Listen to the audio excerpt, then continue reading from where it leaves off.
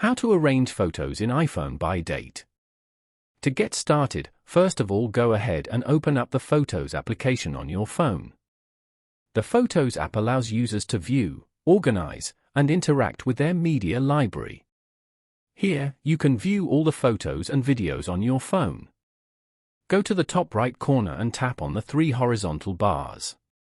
From here, you can choose how you want to sort your photos. If you want to arrange them according to the date, then select Sort by Date Captured. Now, tap to open any photo from here.